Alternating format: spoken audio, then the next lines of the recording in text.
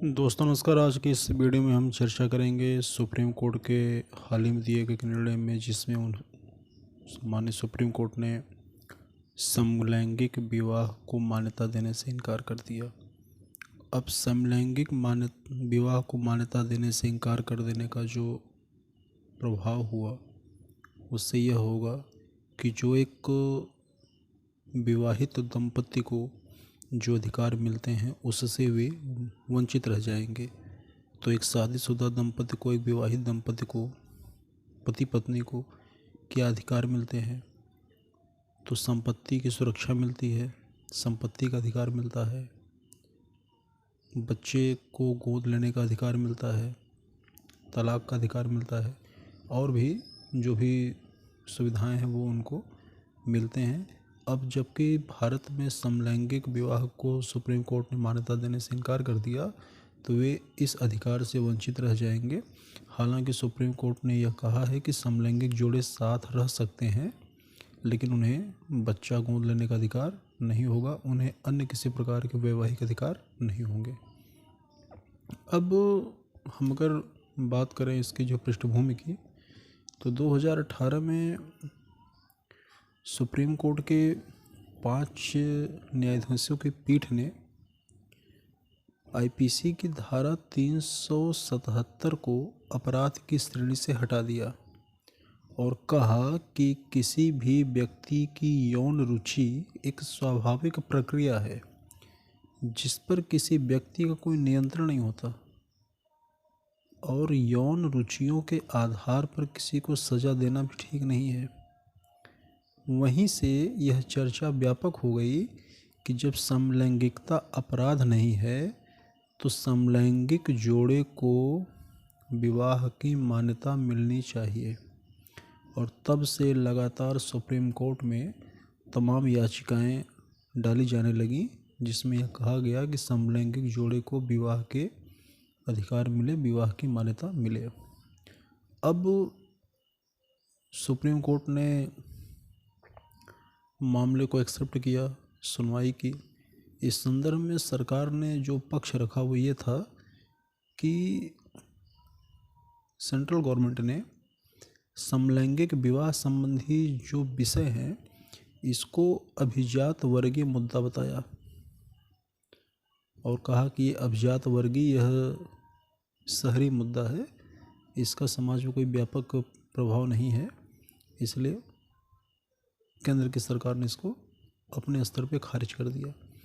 साथ में supreme court से यह सिफारिश भी की कि यह एक कानूनी मसला है और कानून निर्माण करने की जो शक्ति है वह विधायिका के पास है, न कि न्यायपालिका के पास है।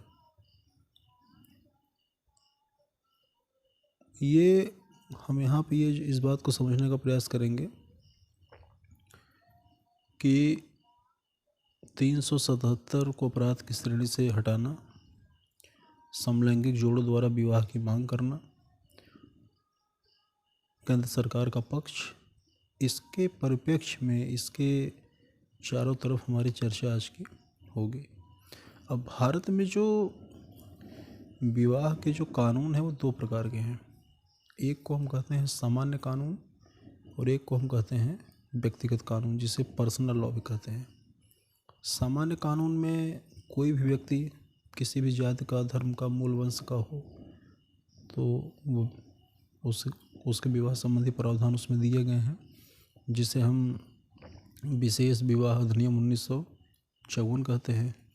और पर्सनल लॉ जो है यह प्रत्येक धर्म के लिए अलग अलग है, जैसे हिंदू विवाह अधिनियम 1955, मुस्लिम विवाह अधिनियम 1937, भारतीय ईसाई विवाह अधिनियम 1872। अब सुप्रीम कोर्ट ने अपने विभिन्न फैसले में यह कहा है कि अपनी इच्छानुसार विवाह करना अनुच्छेद 21 के अंतर्गत मौलिक अधिकार है। भारत में जो समलैंगिक व्यक्तियों की जो आबादी है लगभग 7 से 8% है पूरी जनसंख्या का, और ये एक बहुत बड़ा तबका है। इनकी संख्या इतनी कम नहीं है कि इनकी मांग को नज़रअंदाज किया जा सके। अब यदि हम सामान्य कानून की बात करें, जिसमें हम कह रहे हैं कि विशेष विवाह अधिनियम 1954, तो उसमें संशोधन करके इनके विवाह को मान्यता दी जा सकती थी। हालांकि अब कोर्ट ने खारिज कर दिया, तो हम उसकी बात अब नहीं करेंगे।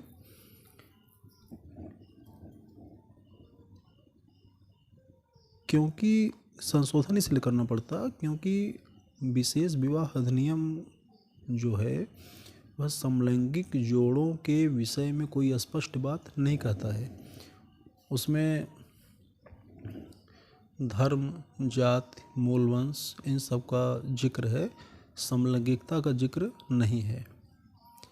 अब अगर हम इसके आगे बात करें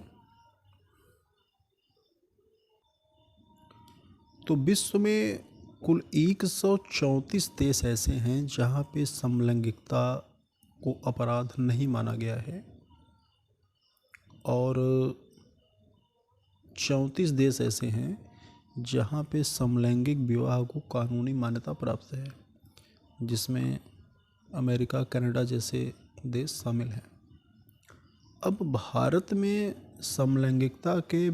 समलैंगिक विवाह के विरोध का कारण क्या है? अगर सम बिंदुओं पर बात करें तो पहला बिंदु है वो ये हो सकता है कि किसी भी व्यक्ति का जो यौन अधिकार है, जो यौन संबंध है, जो फिजिकल रिलेशनशिप का उसका जो अधिकार है, वह एक निजी अधिकार है। लेकिन विवाह एक सार्वजनिक पहलू है।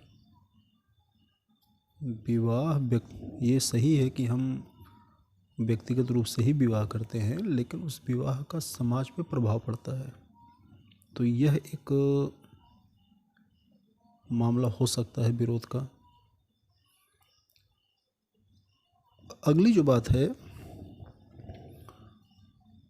समलैंगिकता में हम जिन्हें शामिल करते हैं, LGBTQ, इनकी लगभग 72 श्रेणियां हैं। 72 श्रेणी का तात्पर्य है कि प्रत्येक के लिए अलग अलग कानून बनाना स्वयं में एक बड़ी जटिल बात हो जाएगी। अगला जो पक्ष ये है कि जब दो व्यक्ति विवाह के बंधन में बंधते हैं तो स्वाभाविक रूप से दोनों के पास कुछ अधिकार होते हैं, कुछ अधिकार उनको मिलते हैं। प्राय पत्नी के पास कुछ विशेष अधिकार होते हैं। अब समलैंगिक विवाह में समस्या यह है कि यह विशेष अधिकार किस जोड़े के पास होगा। हमें यह भी पता है कि यदि कोई सिंगल पेरेंट है, सिंगल पेरेंट में यदि केवल पुरुष ही है, महिला नहीं है, तो पुरुष को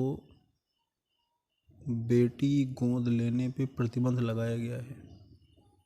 ऐसे में समस्या फिर ये आएगी कि घर में अगर केवल पुरुष ही हैं, समलैंगिक जोड़ा यदि पुरुष है, तो फिर उसे विवाह की मान्यता देने के बाद उसके गोद लेने का अधिकार उससे छिन जाएगा, वंचित हो जाएगा, क्योंकि वह बच्चा गोद नहीं ले पाएगा। तो यह भी एक समस्या होगी। अगला जो तर्क ये दिया जाता है वो ये है कि समलैंगिक विवाहों की वजह से भारत में यौन संक्रामक रोगों की संख्या बढ़ सकती है। अब आवश्यकता क्यों है इसकी, तो मैंने पहले बताया कि इनकी आबादी एक अच्छी खासी आबादी है, 7 से 8%। और नवतेज सिंह जौहर बनाम भारत संघ के मामले में सुप्रीम कोर्ट ने यह स्पष्ट रूप से कहा कि समलैंगिक जोड़ों को भी गरिमापूर्ण जीवन व्यतीत करने का अधिकार है। न तो कोई पूर्ण स्त्री की अवधारणा होती है, न तो किसी पूर्ण पुरुष की अवधारणा होती है। कोई भी जेंडर अपने आप में कंप्लीट नहीं है। समलैंगिक विवाह जो है यह मात्र विवाह का मुद्दा नहीं है, अधिकार का मुद्दा है।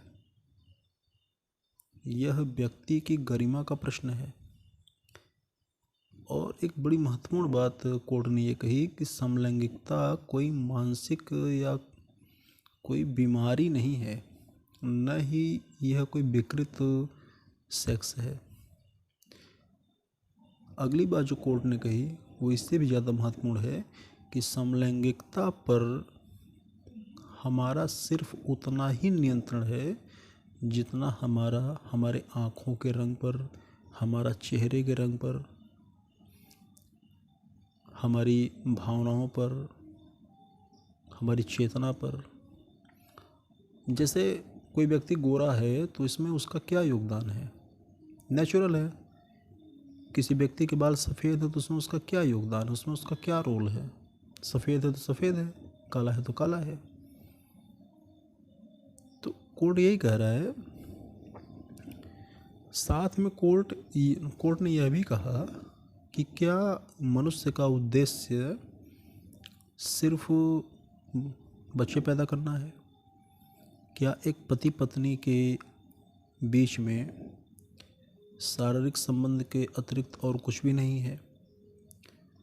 तो इन सब अगर पृष्ठभूमि पे हम देखें तो हमें लगता है कि समलैंगिक जोड़ों को विवाह की मान्यता मिल जानी चाहिए। हालांकि अपने हालिया फैसले में सुप्रीम कोर्ट ने स्पष्ट रूप से कहा कि समलैंगिक विवाह को मान्यता नहीं दी जा रही है, नहीं दी जा सकती। कानून बनाने का काम न्यायपालिका का नहीं है, विधायिका का है। सरकार इस पे काम करे, विधायिका इस पे काम करे। समलैंगिक जोड़ों के जो चिंताएं हैं, जो उनके अधिकार है, इसके विषय में सरकार कमेटी बनाए। और एक बड़ी महत्वपूर्ण बात सुप्रीम कोर्ट ने कही वो ये थी कि समलैंगिकता जो है यह अभिजात या शहरी वर्ग का मुद्दा नहीं है। ये भारत में प्राचीन काल से चला आ रहा है। समलैंगिकता के विषय में वात्स्यायन के कामसूत्र से लेकर मनुस्मृति तक में वर्णन है। ऐसे तमाम ऐतिहासिक प्रमाण, ऐतिहासिक साक्ष्य मिलते हैं जिसमें समलैंगिकता के विषय में बात की गई है।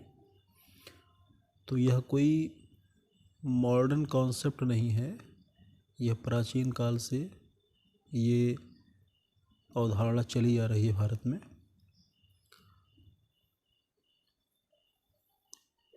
उम्मीद है कि ये वीडियो आपको पसंद आया होगा। इसी तरह चैनल को देखते रहिए, लाइक करिए, शेयर करिए, सब्सक्राइब करिए। नमस्कार।